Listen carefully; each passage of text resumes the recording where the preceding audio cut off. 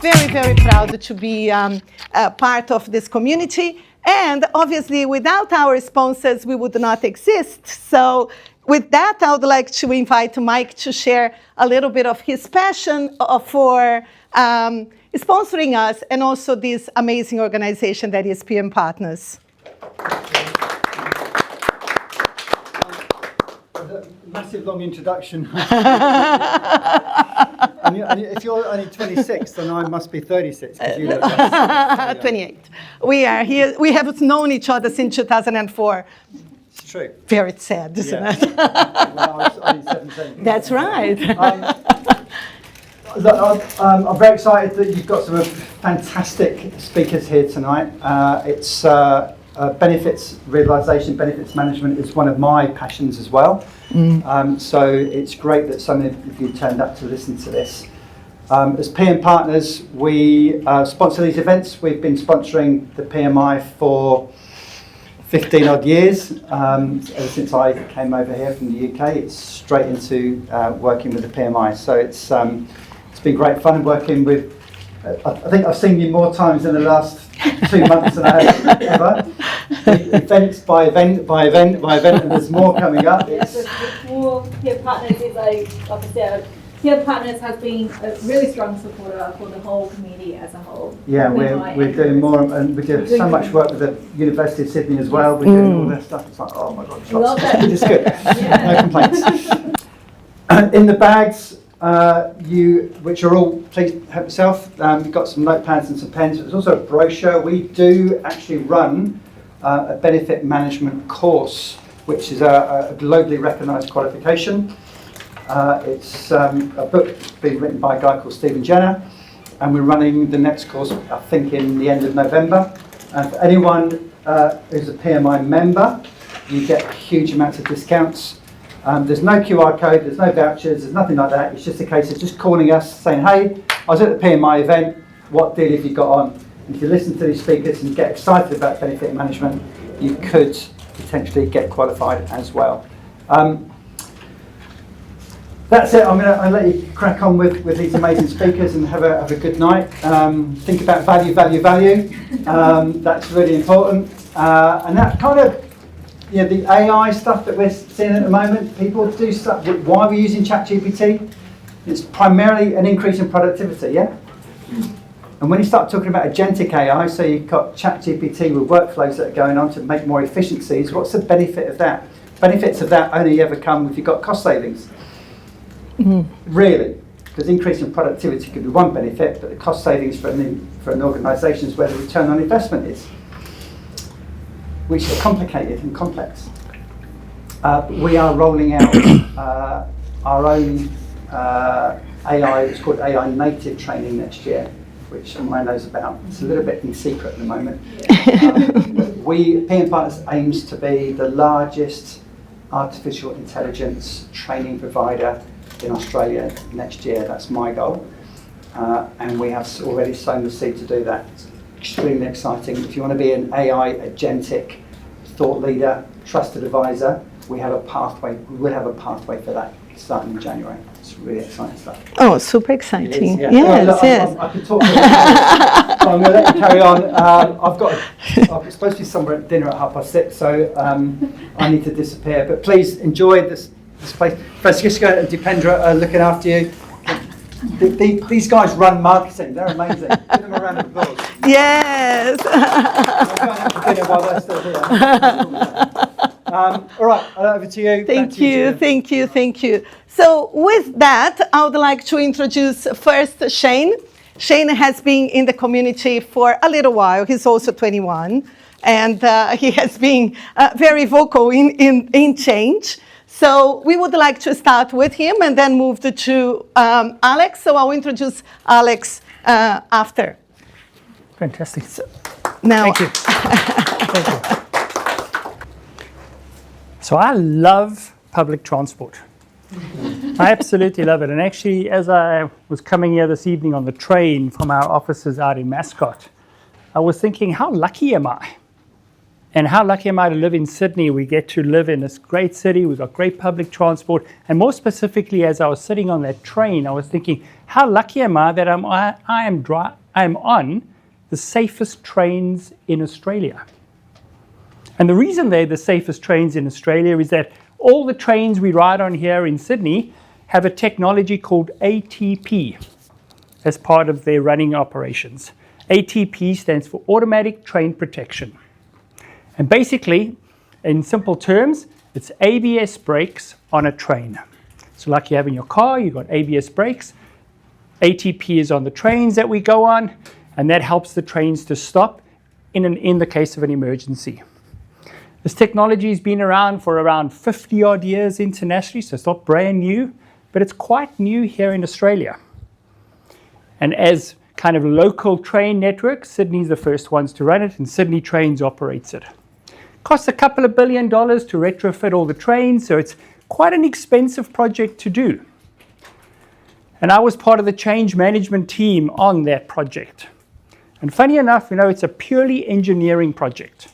You put this technology on the train driver still drives the train like him or her would drive it in the past, changes nothing in their operations at all. All that happens, if they go too fast, it slows the train down. If they have a heart attack, the poor train driver, which would be terrible, it brings the train safely to a stop. So completely outside of the human control. The real key challenge is Sydney Trains approached that project as a purely engineering and technical project and completely ignored the human on the receiving side of the project. And what that meant is that the ATP project was delayed by more than 2.5 years here in Australia. So a project that took 10 years to retrofit all the trains, got to the end, all the trains were completely operational. Sydney Trains couldn't switch it on because in all of that project, they'd forgot the key component of that, which is the human. And the reason why is they approached it as a purely engineering project. And the unions who control all the train drivers said, this technology, automatic train protection, isn't that just the first step in getting rid of me as the train driver? So we don't like that. So we're not going to allow you to switch on the technology. And all the train drivers refused to operate. So for the next 2.5 years, I did change management around helping these train drivers understand the technology, practice the technology, and get insights into this isn't changing their jobs. If anything, it's helping them down the road. But quite a costly delay for Sydney Trains. And that's what I'm a bit about talking about today, is people centricity and the importance of people centricity in any project. And if you think about a project, in essence, there's a current state, there's a future state, there's a transition in the middle, and it's in this messy transition phase where I tend to play as a change manager.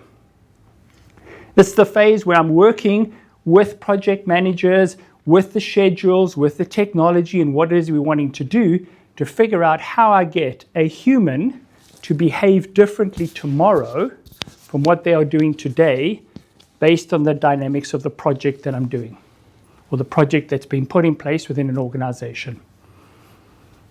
And the big thing we see is when we tend to ignore that there are two sides of the coin. There is a technical side to the coin, which is everything around design, develop, and deliver, everything that you do day in and day out. But there is also the other side of the coin around engaging, adopting, and using, and getting those impacted people to behave differently tomorrow. And the projects where these two work hand in hand together is where we see the projects be more and more successful. And there's some research I'll cover on in a little bit just now that'll talk through exactly what the implications are.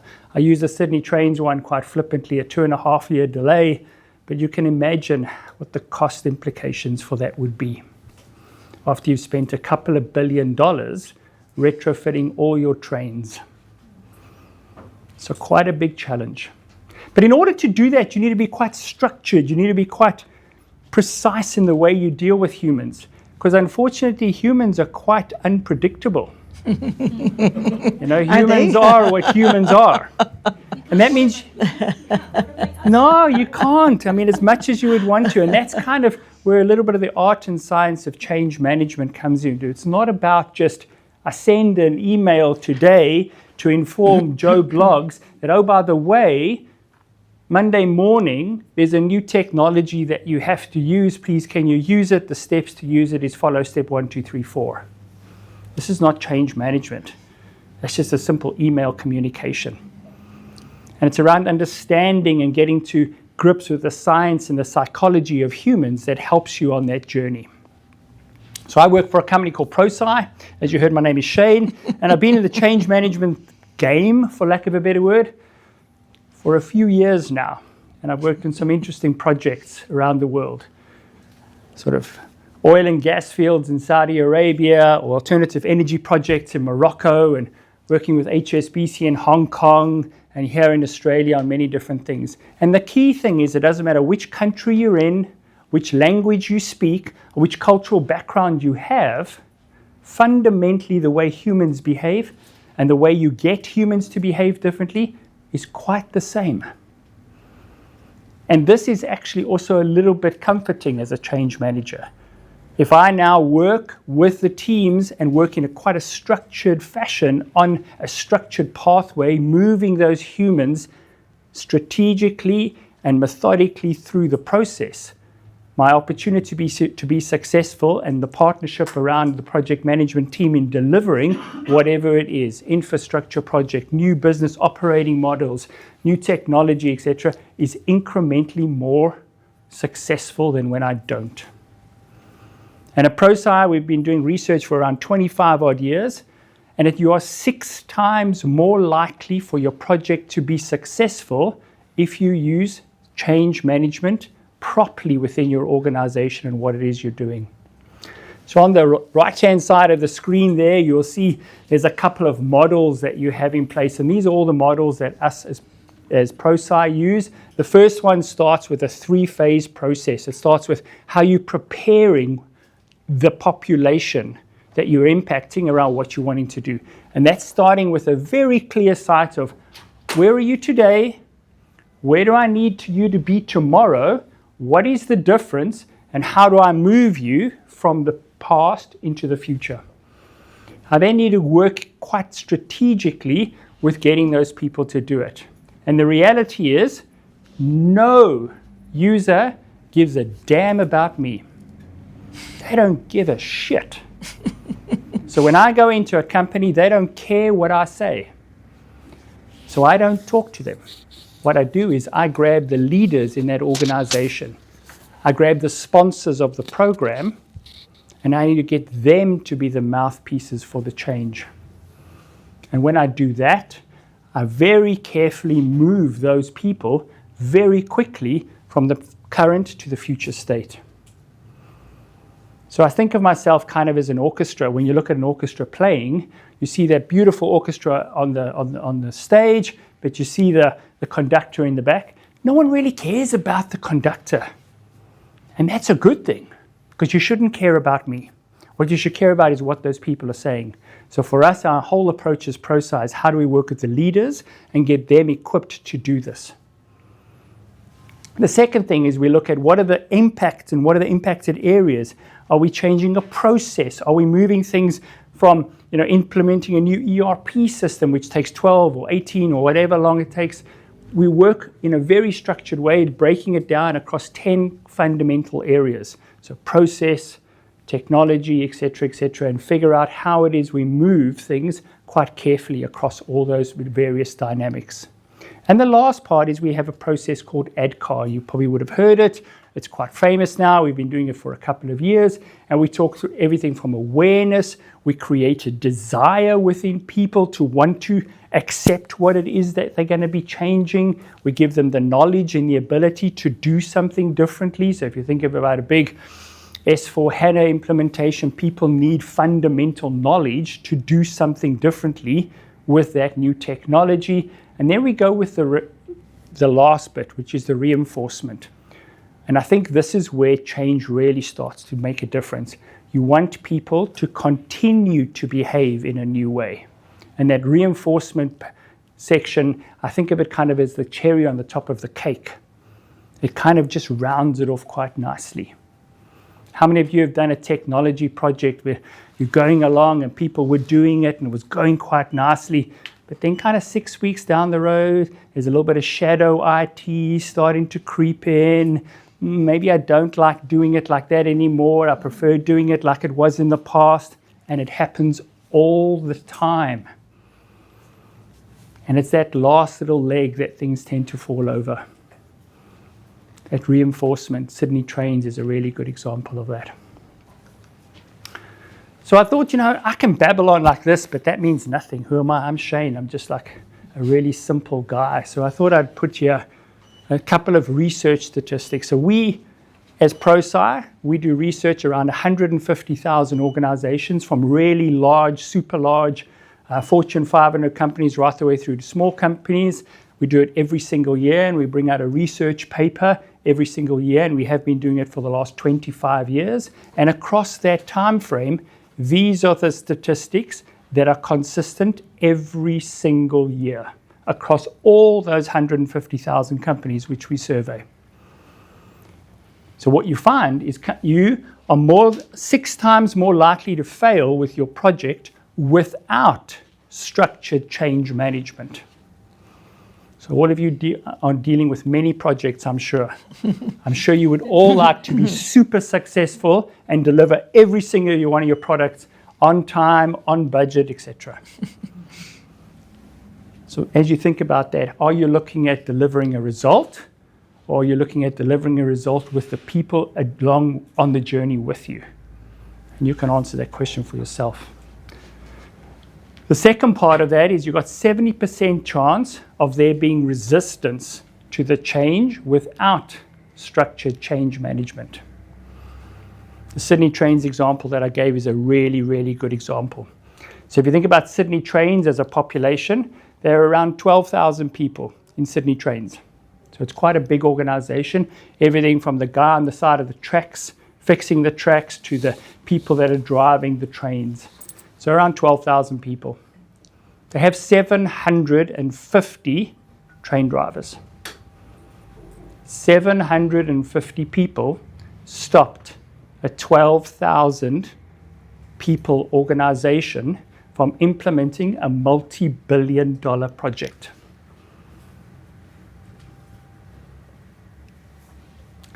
And the last point I'd like to make is around costs. And our research shows that poor change management can lead to cost overruns of as much as 25% of the value of the project, due to reworks, re-engineering, all these kinds of things. And I'll give you a personal example. So I did a project with Rio Tinto a few years back. And if you go to a Rio Tinto mining site today in the Pilbara, all their mines are automated. They don't use humans. The humans don't drive the trucks out of the pits. Humans don't excavate. It's all done automatically. This technology has been around for many years. And Rio Tinto embarked on the program to automate all their mines. The technology is tried and tested and works. No problem. And they just forgot that little piece of the puzzle. How do I get the humans that are being impacted by the technology that I'm putting in on board with what I'm doing? How do I get them to embrace this new technology, even though there were no redundancies? That little grain of sand cost them $250 million in delays. When you're spending a couple of $1 billion, $250 million adds up quite quickly. So just that little element about poor change management has a substantial monetary cost sometimes associated to what that could be. And again, if you think about the budget that you have for the various projects around here, and I don't know what it is, can you imagine if you had a 25% overrun in your budget at the end of the day? How would your stakeholders feel? That's it. Are there any questions? I said what I wanted to say. I think I'll actually pass on. My last comment would be, is that there was a comment made earlier on about project management and change management. The one thing I have seen over the last 10 or 15 years that I've been in this game is that the gap between and the working relationship with project managers and change managers is probably the best it's ever been. And I think this is a really good thing. And what we see today, yes ma'am. I was just going to ask, so do you think that one way to implement change is to get rid of whole teams if they're just going to be totally against embracing the change? Like, I'm not kidding, like CEOs might just wipe out whole groups and just start employing people so that they move into the culture that they want. Sure, you could do that. Absolutely you can. And sure, you could take away the pain now, but that legacy lives on. So the next time you want to do a project, you can't keep just getting rid of the humans for the next project. But yes, you could do that. Not ideal. That would be my first comment. The second comment is that by doing that, there are downstream implications on the organization as a whole, and word like that starts to spread quite quickly in an organization. And I generally have found that leaders not really excited by that idea. Yes, it can work. Absolutely, it can work. And unfortunately, in a perfect world, 100% of the people transition to a future state with no problems. In reality, it doesn't always work like that, and some people choose to leave or whatever. But my advice to any organization would be not to just get rid of those people who don't want to come along for the journey, because it does come and bite you at some point in time in the future around the next project. And what we see today is any one human in an organization, a big enterprise, has between 10 and 15 changes happening to them at any one point in time.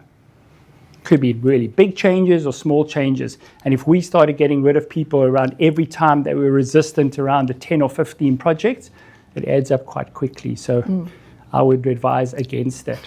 But it is possible to do. It is possible. Yes, sir. You mentioned that project and change managers now work a lot closer together. Yeah. Do you see change managers coming rather late though into projects and therefore make it more difficult to do effective change management? It does, absolutely.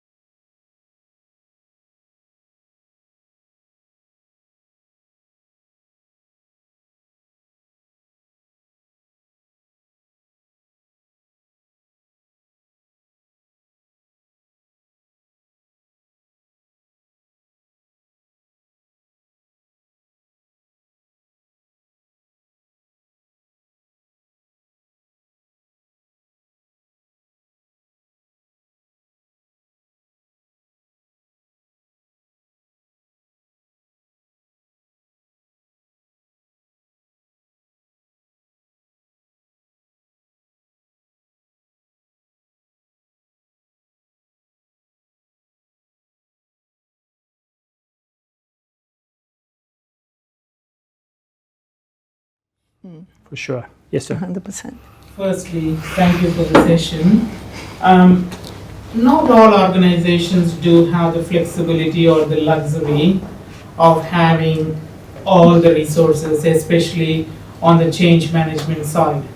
So what are the tips or some of the navigating points you suggest for project managers when dealing with projects, especially when there are no change managers at all? How can they drive that change successfully? You also mentioned, getting business kind of engagement or the leaders, but sometimes we do have very,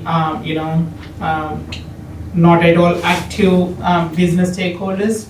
Yeah. How can we navigate those scenarios? Yeah. I'd say two things with that. So the first one is I think it's really important to call it out as a risk, because it's very easy to just purely get into the project deliverables. Am I on schedule? Am I on budget? Is everything going smoothly from this point of view? Is the technical components working? And I think sometimes you lose sight of some of the risks associated with the humans. So this is the first thing. The second thing that I've done in the past is I actually put it in a dollar value. So that's where these kind of statistics really help quite a lot. I've yet to meet any leader in any organization that has said, oh yeah, I'm quite happy to take a 25% overrun on my project. Yes, it does happen, unfortunately, that we have people that do, but when I've broken it down like this, then people tend to understand a little bit more, and you kind of say, well, how and what it is can we do to bring the change management component in. The third thing I would say, actually I just thought about now, as project management professionals, is as you're delivering your project, keep the human at the center of that project. Because ultimately, the ROI of whatever it is you are doing is going to be someone doing something or being impacted by something you are doing.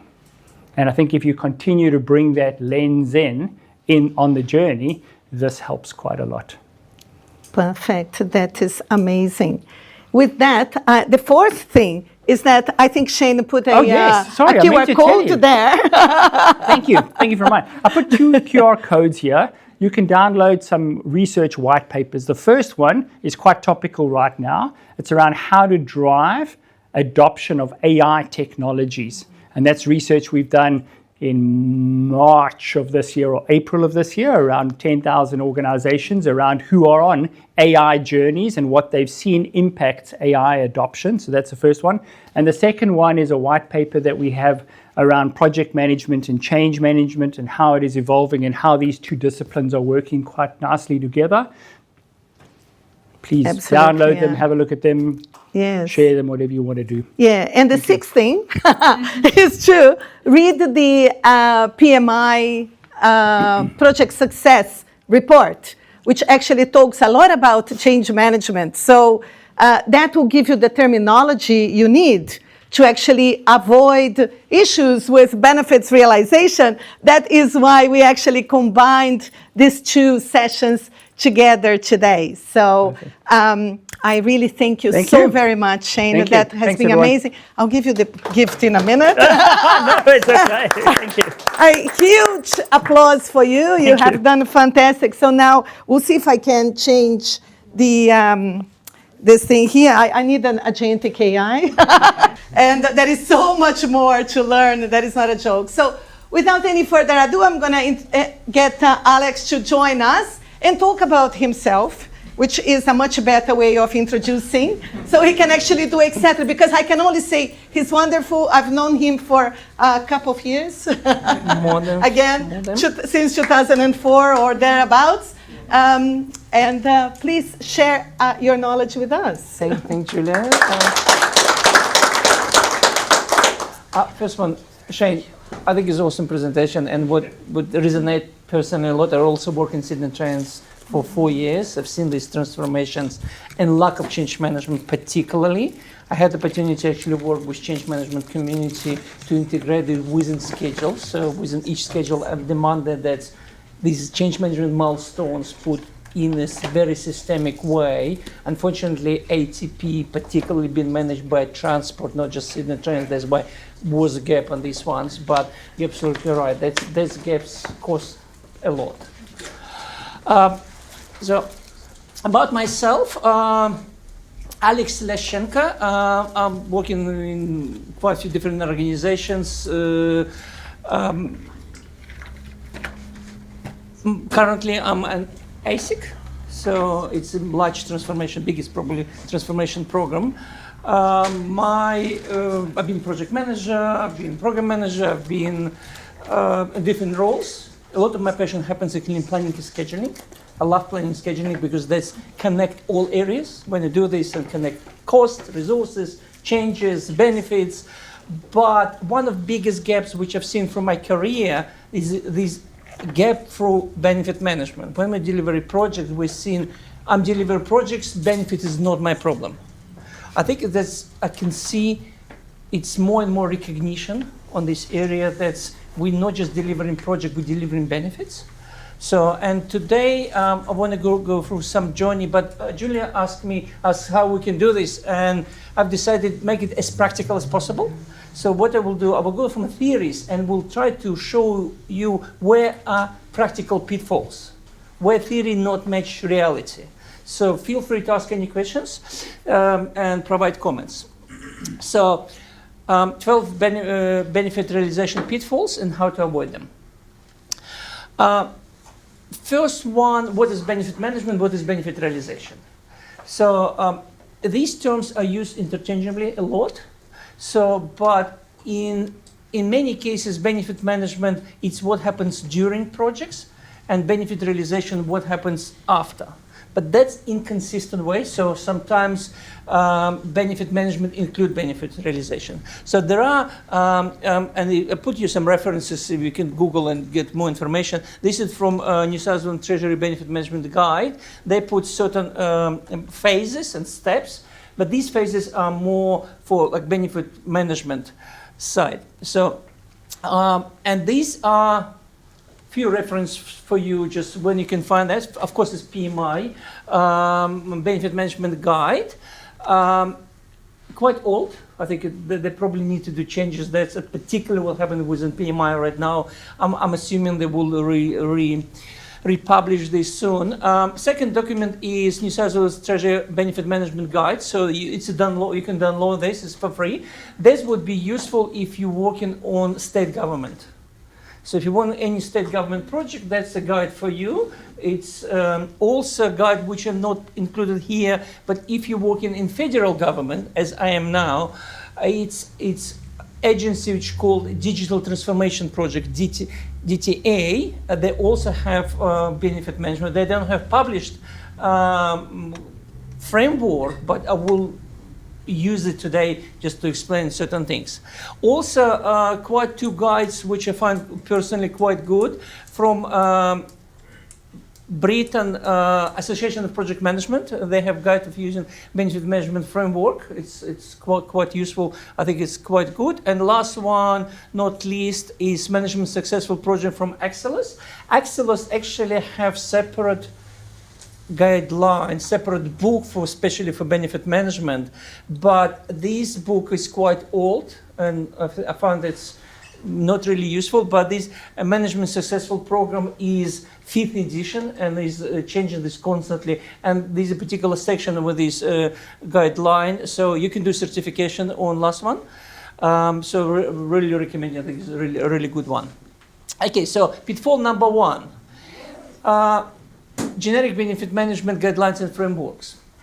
One problem which I find in all these framework, they talk about a project without recognition that not all projects are the same. So, and what happened when they try to explain benefit management, people who develop in this framework have own experience from working for particular type of project and put this experience in through guidelines. And we can see when we're reading these guidelines and say, it's not working to my project at all. So I'll show you a few examples. So if you talk about PMI, is it two terms, benefits and value. What is the difference? Often asked, what's the difference? There is no clear answer. So these two terms are used interchangeably a lot. There wasn't even PMI, someone said, how we deliver values? And they put formulas for delivering benefits. PMI themselves put formulas, a value is net result of realized benefits less than cost of achieving these benefits. If you look on another guide, they say value is benefit minus these benefits divided by costs and risks. And it can give you more and more of these formulas. So they're not wrong, but they are specific for some particular type of projects. So if you're on this type of project, maybe fit for you, but not try to fit this to any project. So, and I want to give a quick classification of projects so we can talk today for this idea, for this context. So any project is investment. So you need some money, you need people to invest that. But not every project is a financial investment. So what I mean by that? So financial investment when I invest money to receive more money. So this is my financial projects. There are projects when I invest money to convert money to something else. So if I buy a house, I need money in any way. But maybe I buy a house for investment to sell it later. So my idea is to have profit for buy to sell. If I buy a house to myself, I also spending this money, but my benefits are probably totally different types. So I need to think of what type of projects I'm on. And the second one is the type of portfolios. Generally speaking, there are two types of portfolios. One which called project-driven portfolios. So this is a portfolio who generate profit through delivering projects. A construction company. So they exist, they just do construction. IT company do clients and so on. Then is project-dependent portfolios when I'm selling something like services like Sydney Trains themselves, but they have a lot of projects which need to be done. This maintenance project, they do SAP implementation, technology implementation. Sydney Trains do not sell projects, but they depend on these projects.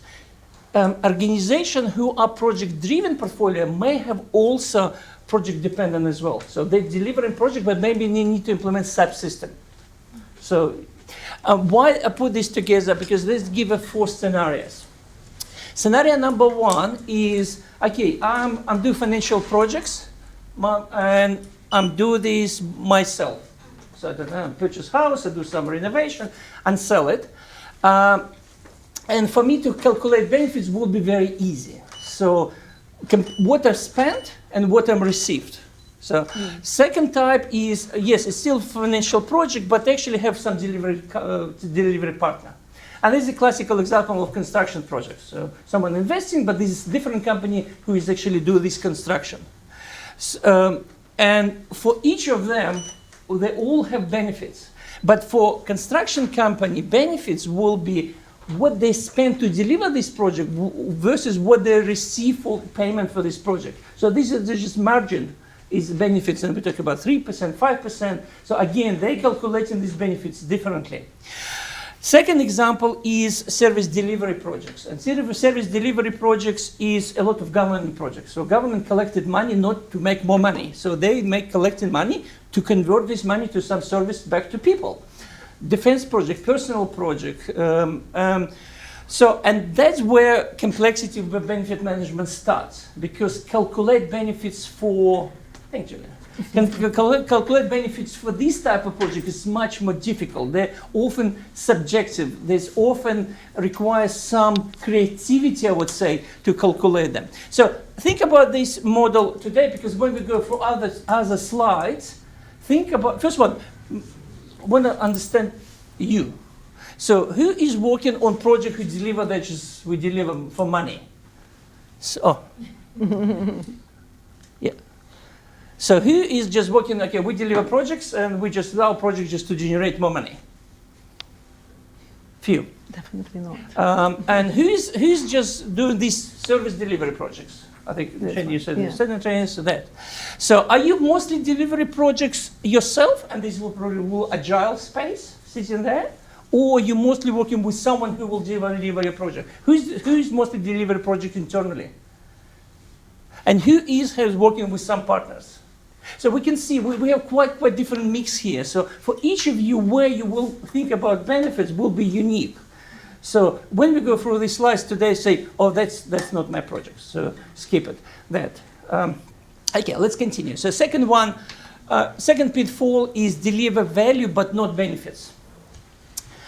So what I mean by that? So when we talk about values, I think Agile particularly, we talk so we're delivering value. We're delivering value. What do you mean by value? You're delivering value to whom?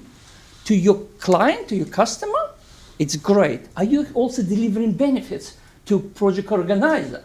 Because what might happen, and could be other way, you deliver some benefits but actually not much value, and this probably would be not sustainable result of that, if you're not delivering, so there was problem with change management, so you deliver something, look like benefit, but no one using that.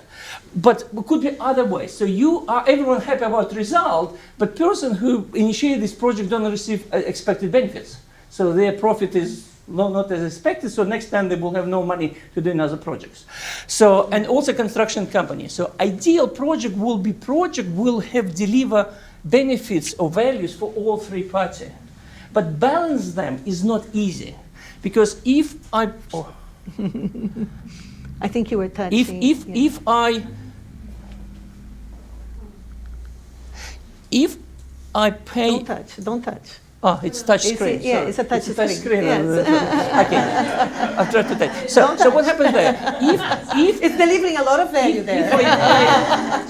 If I'm sponsor, doing construction company, I pay more to my contractor. So contractor will have more benefits, more profit, but I will be less. So if I'm delivering some product, and this product is, I'm delivering tunnel. So, and the question is, what's cost me to travel to tunnel? So if it's cost more, okay, for people who operate this is perfect. For people who actually using this tunnel is less value. So that's when you think about values, think is who is receiver these values. And what I found a lot in LinkedIn discussion, people use this very, very inconsistently. Do not assume when people say value, they have same understanding what is value as you are. Always clarify what is value we're talking about. Okay, second one is confusing outputs with outcomes. There is very lovely framework from management successful programs, which say that outputs deliver capabilities, which enable outcomes, which lead to organizational objectives, and they are measured by benefits and disbenefits. I like this framework, it'll make a lot of sense. But there are few pitfalls here. First one, not every project, just give you definition on as well. So what is outputs? It's tangible or intangible deliverables of activities, and outcomes, a result of change of normally affecting real world behavior and circumstances. And this behavior will change, so we need to change this behavior is a big bit. However, not every project delivers change of behavior. So I've been in one of projects which my project was to mitigate risk. So my project was people do not change behavior. So my project was to implement hardware upgrade. So when these number of customers go and they not have any degradation in performance system. So when we implemented project, no one noticed it's done, and there was a result. It was great. The whole idea of result was no changes on that. So, but all transformation projects have huge part of these behaviors, and that, and earlier start will be better. Second thing is here a little bit strange. Why someone will deliver projects to generate these benefits? So I'm doing projects and I'm doing this, I will do these benefits. Any ideas? Why we just, it could be these benefits? Oh, I know. If you're rolling out a program across the world or the globe, there might be benefits in some countries, but disbenefits in other countries. But together as a totality, it might actually be worthwhile rolling out whatever you're... That's a good example. Any other ideas how it could be that project delivering some disbenefits? So what happens?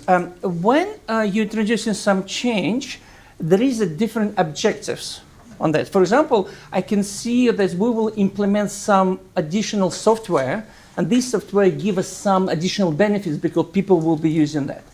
However, from security perspective, these, look, I'm working with ISAC now, everyone has a lot of that. So it could be from security, it could be disbenefits because we're introducing new risk. That. So someone need to make decision that would we receive more benefits than disbenefits by doing this change? And sometimes it's not easy to decide because it's apple versus mandarins. So, but what is important is to think of from all perspectives, because often when people put the change and proposing the change, they put one side of story. And I've seen many projects when project introduce one positive change and done a lot of different damage in other part of organization there. And that's been missed because someone tried to put business slide, this will do this one, so no one think about potential disbenefits. So think about that. And in my program, what also happening that we sometimes need to compromise. So one project we're doing this, will do benefit for one of areas, but same project will be with another, but another project is going to fix that. So it could be quite complex. Pitfall number 4, outputs to benefit dependencies not identified or not managed well. So what in theory should happen when project is initiated? So we think what's the problem we have and what is the objective? So what sort of benefits we should receive and what outcomes of result should be and which capability can give us these outcomes and what outputs and deliverables give it to us. That in Sydney Trends particularly there was quite good example when some project been initiated from this one. So they're working initially with the business to understand what sort of problems exist, how we can manage that. But that don't happen in any project, unfortunately. So what happens in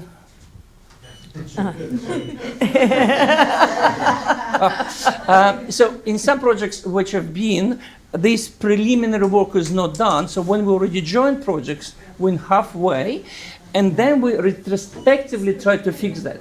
When you do retrospectively, say, okay, how project is actually doing? What sort of output this project will deliver? So, and they say what capability they do, what outcomes and benefits. So you do this in opposite way. What is important to understand these relationships? Spend time on doing these relationships because it could be quite complex, especially in large programs, to understand how this one impacting another. And particularly if this is my one project, this is another project, what might happen for me to benefits to be realized, I need these two projects to be done together because they're dependent on these outcomes. And let's assume one of my projects is late for 6 months. So that means my benefits will not be realized because I need both projects. However, second project may put a lot of acceleration to deliver their parts earlier, which from project perspective will be ahead of schedule, cheaper, no benefits. So these relationships help a lot to think how this all from benefits perspective, maybe we should slow down second, protect resources to some other areas. So, and one of the big problems, even when is done, this metric is done, this often sits somewhere in the wall, in the paper. It's not translated in project delivery systems within schedules. So, and what I'm trying to do with all my projects, within project, I have milestones for outputs, I have milestones for outcomes, I have milestones for benefits. So every time when project managers say we have delay, I have an immediate question, what's your benefits impacted? Traditionally answer, I don't know, I'm delivering projects, the benefits not my problem there. However, when you do have this milestone in place, you immediately, at least from time perspective, to say no benefits impacted. And this changed her whole story. So yes, my project is late, but benefits not impacted.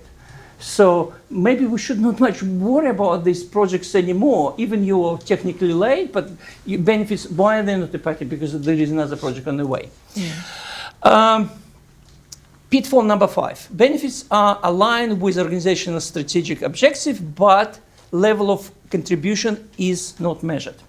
So in big organizations like Westpac, but I'm working this, they recognize that they need to think whether they do right projects. How they do this? They do mapping of all projects against strategic objectives. This mapping is done, and for each project you can say this project will do for this objective, that. And after this mapping is done, they say, okay, it's aligned. However, where they not doing, they need to understand not just level of mapping, they need to understand level of contribution. So because if you have 10 projects to meet to one of objective, their level of contribution is not the same. And that's what might happen. They say, oh, for all our portfolio, there's 10 projects to contribute this objective, but one of them actually delivering 90% of that.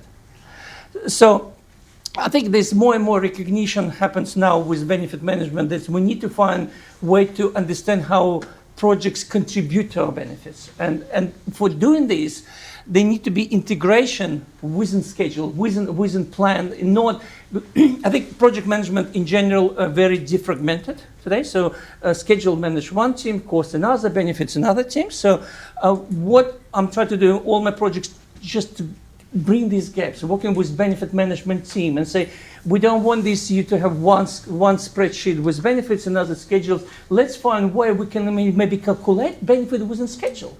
That is ideal situation, and some systems allow you to do that. When you within schedule calculating your benefits. So when someone say, we put more resources, okay, we put more resources, cost up, time down, how benefits has changed. So, and you literally can recalculate, you start playing what if scenarios if you have these dependencies in other projects. So that's, I think, what should be, even you're not delivering this project, maybe there will be some late, but you, as a project manager, decision start to have more sense to understanding how you will impact these benefits. Unclear outcome of ownership. This is another slide for management successful projects. I just got someone. Thank you. So it's tranche, large program delivered by tranche and government. We right now in tranche 2. So our program finished last year in June, so we're in tranche 2. And these are normally when it happens for tranches, it's some project finish in first tranche, some project will be in second tranche, and some will be go through these tranches, and some project delivering one with multiple outputs. But question is who deliver outcomes? So an often definition of program is a set of projects who are combined by common objective. And from financial point of view, from SAT, if you look on any program, you find this, all your program is just a set of projects. If project delivering outputs, who actually delivering outcomes? And this is a common gap happens in a lot of the organization, and there's a couple of ways how it could be. Option number one, you actually pass these outputs to business and say, okay, we agree on transition and delivering a benefit, and you as the business do this transformation. Quite risky because you want to continue working with this business, not just throw them over the fence. This is a new system, start using that. But some organizations design this way. So they give me change and we'll do the rest. Second one, sometimes we can embed outcomes within programs. So we're not only delivering outputs, we're actually delivering outcomes as well.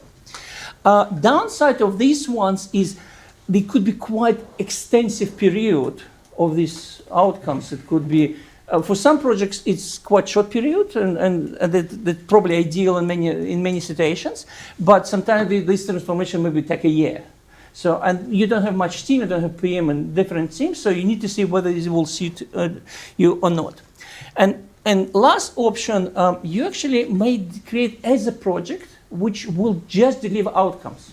Because you have these dependencies with projects and scheduler connected, so you can understand when this is delivering, but this is where change management teams see it. So they all coming to me, so we constantly that, especially have a lot of agile projects, they constantly deliver that. So you deliver your part, you pass it to your second project and saying, is it deliver that? So advantage of these methods is you have quite stable team of change managers, so they do again and again, they have their own process, because otherwise you need like change manager 10% here, 15% here, 20% here, and it's not quite balanced. So once again, it's not one fits all.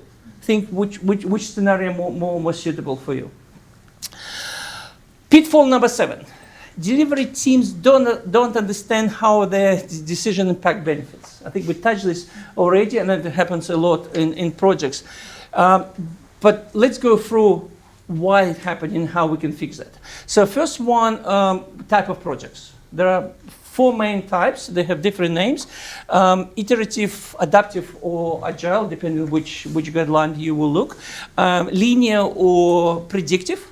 what's called PMI, new emerging hybrids. And what hybrids mean, changing constantly. New PM work, which come in generally, you will see a lot big section about hybrids, and what they try to do, they say hybrids is a different combination of Agile and Waterfall, which I personally disagree. I think a real hybrid is own unique way.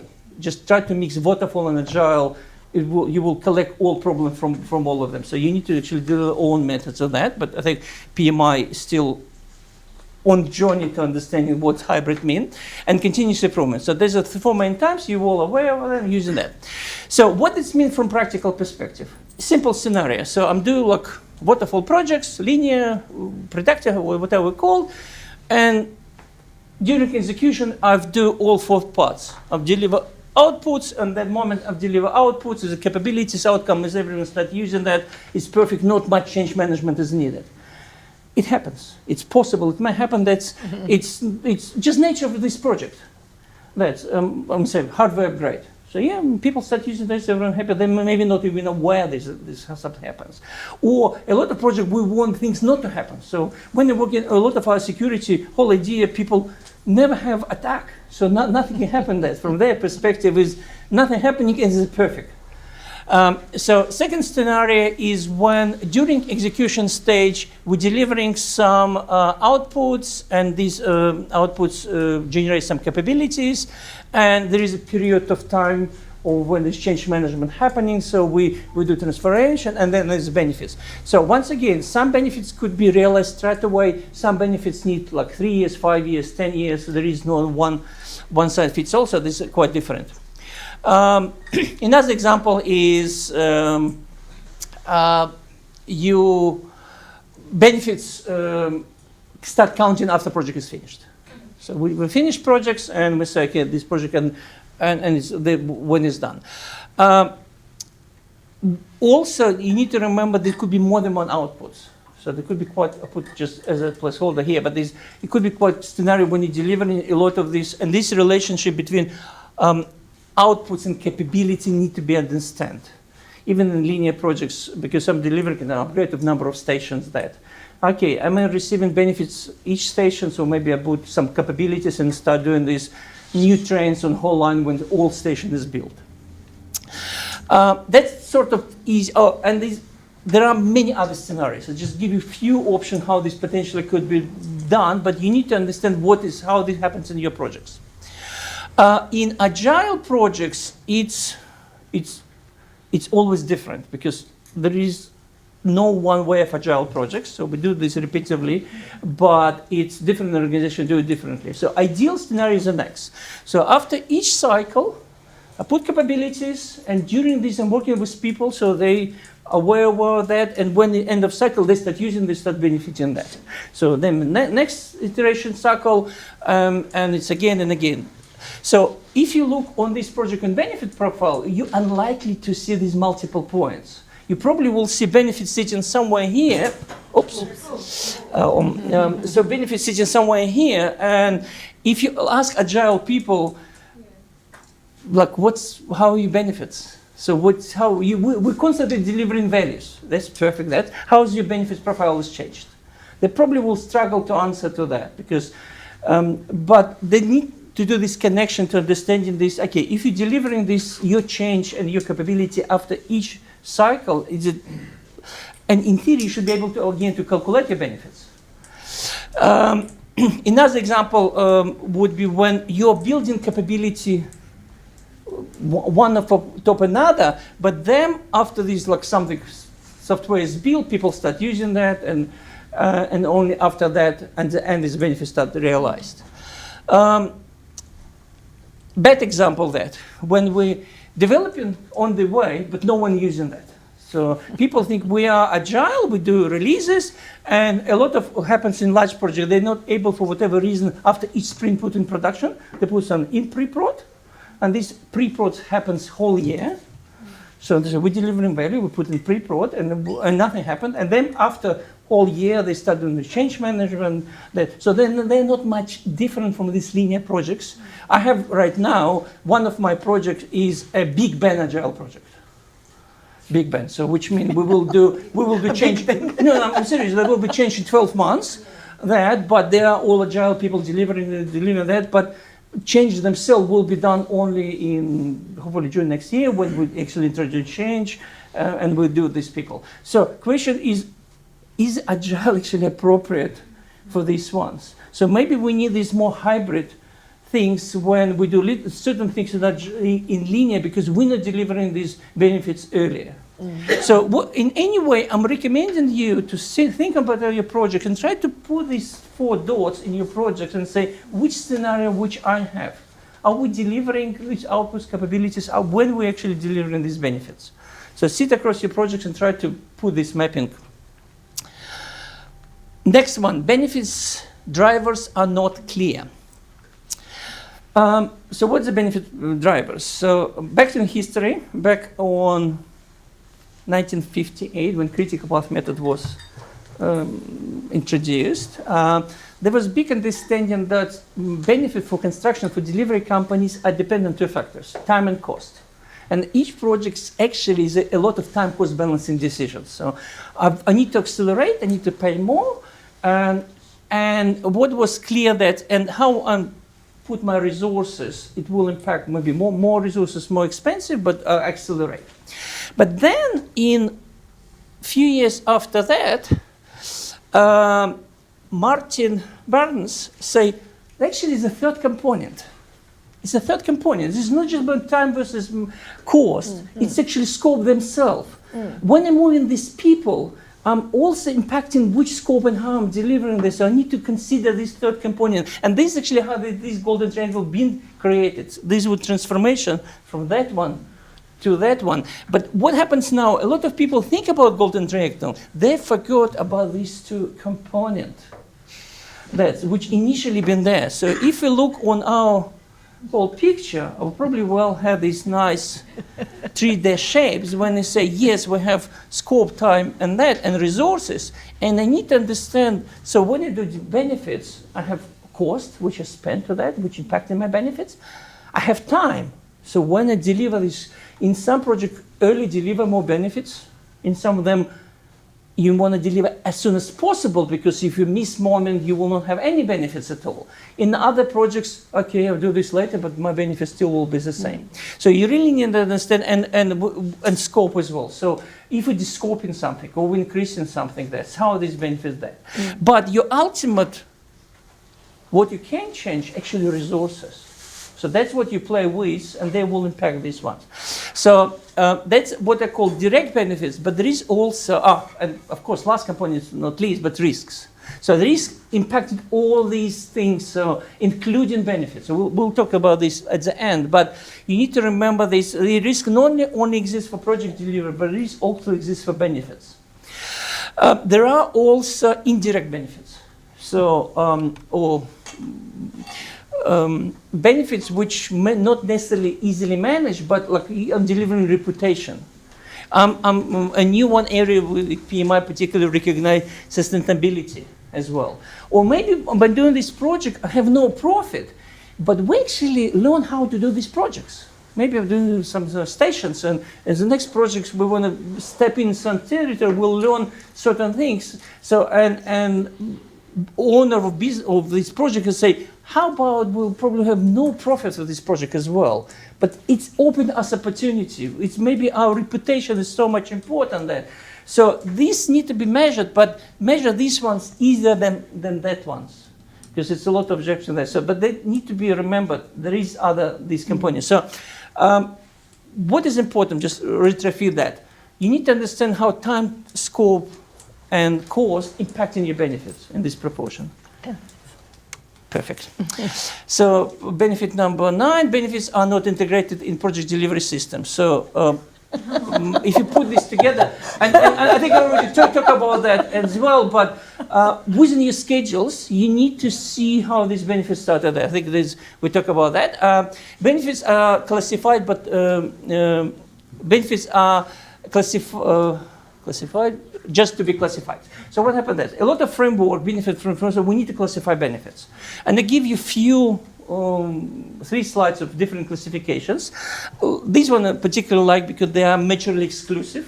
So you do this and say, okay, oh, I'm doing this, my benefits increase revenue, retain revenue, reduce, avoid, or these non-financial benefits.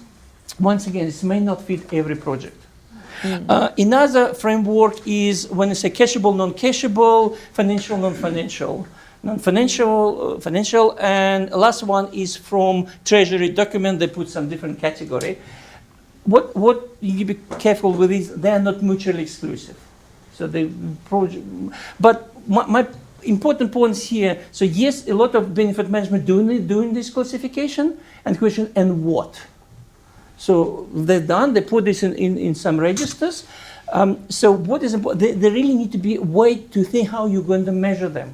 You're not just doing the classification for classification. Classification only your step to understand how we will calculate these benefits. Pitfall number 11, hidden benefits are not measured. Important tool for any management is benefit register. So you create a benefit register, you say what type of benefits you will do. There's a lot of attributes here, per se your name, your a lot of different characteristics. I don't want to list them because they're all different for different organizations. Some recommend these different registers actually for each type of benefits. But what I find quite interesting, DTA particularly say benefit must be measured. You can measure, you can't calculate, you don't know if you deliver that. And they say, if you cannot measure, find different benefits which you can measure, which make a lot of sense. But what happens sometimes? First one, it could be very expensive to measure some benefits. Some benefits of financials we easily can manage, but some of them you need to do some survey, and you're just measuring this benefit will cost you as much as benefits. And what happens sometimes, these benefits are excluded from your profile. You say, look, we don't know how to measure them. We're not really doing this. I think NBN projects, there's been a lot of benefits which in these benefit profiles not been clearly defined because no one can understand how we physically measure. Or my lovely example, Sydney Opera House. We all know this is from project management, is a disaster project, but now we're saying these projects deliver billions every year. Think, could this project been in their benefit profile and they time these all benefits to be provisioned? Unlikely. So there will be no way, but maybe if there was someone vision, there need to be some benefits. So even you cannot measure them, leave them, and someone make decision. So we actually want to hide these benefits, even we don't know how to measure them. We're taking risk. There will be taking risk to take unmeasurable benefits on your projects, but at least they need to be aware about them. So a couple important points in your management plan. So for each outputs and outcomes, you need to say who has to do what and when and how is going to be measured. So try to do this so by names, not just we will measure something. Benefits profile is created for each identified benefits, so just not try to mix them together because they could be quite different. Measure benefits against targets. So of course you have targets you try to measure. But last one, quite interesting. Measure benefits against baseline. I remember my discussion in Sydney trainings with portfolio managers. So when we're introducing change, we want to understand how change being public opinion, for example. Then. But for you to understand that, you need to measure this as is before you've done this project. So because if you start, and they need to be exactly the same way you measure this. If you do your questionnaire, and you all the way change number of questions, how you ask them, you're comparing apple with mandarins. And what happens here? For do that, you need to start to understand how you measure even before you start projects. Even before you initiate project, you need to think how you're going to measure them. But because it's no change management team, nothing, it's not much happened. So then project initiated, and they tried to measure that, but there was no baseline. We didn't know what was our state when we started. So that was quite common. It's not for each project, but there are projects which you need to wait to measure that. So ask yourself, do we know what was my state of this particular situation before we started? And last one, benefits optimism bias. An important tool is benefits risk profile. So in this profile, what I find that it's often deterministic. So this project will deliver these benefits, but there could be a lot of uncertainties about these benefits themselves. Maybe I want to open a shop in the city to sell coffee. I've done my perfect shop on time and budget, and COVID started. Okay, no one going to my shop. It's not project is failed because project was bad, but benefits, uncertainties been there.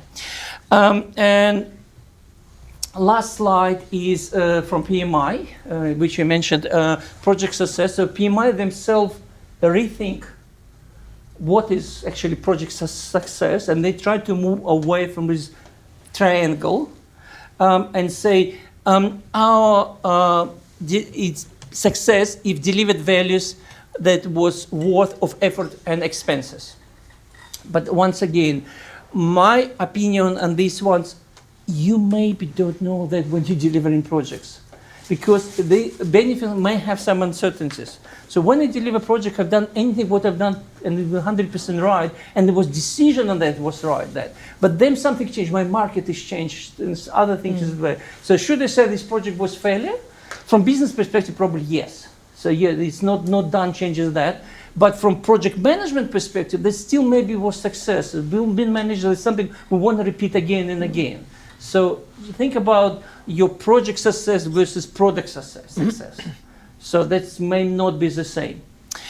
And I think it was last slide. I open for questions. Boy, that was amazing. So did you guys see the passion? Did you see? Are you guys going to get there tomorrow to your, start your day tomorrow? The first two things you're going to say is, do I understand the changes this project is going to, do? And do I understand the benefits that my project is meant to bring in? Because I will definitely look into this tomorrow. And it's actually a fantastic reminder that these two gentlemen shared with us, right? Because we actually go about project management so fiercely that sometimes we forget that there is something outside there, and even the reason we are doing projects, right? It is for benefits of, the organization, whatever benefits it is, and it is also for people, right? So I think that we are going to have a fantastic time tomorrow, and I really wish to invite you to be a guest lecturer for my students, because you are brilliant. So are you, but you are, you deliver that as a life. That's your life. But it was amazing. I learned so much. Did you guys learn so much? I actually would like to give you a little present for both of you and take a little photo with my, and if you guys can join me to applaud these two gentlemen. So this is for you, and this is for you. And yeah. Thank you. Very, very, very fantastic. So we will have a group photo. Maybe I will ask my chat GPT to actually move back to the QR code. So please give us some feedback. Tell us what you wanted to see next year, because we, as I said, we are planning the next years. We do have dates, but we are planning next year. You also, if you wanted to do the PDU claim, please do so. And where do you want to have the group photo, Alberto? Here? Here? Okay. So, and please join me here so we can actually take a group photo.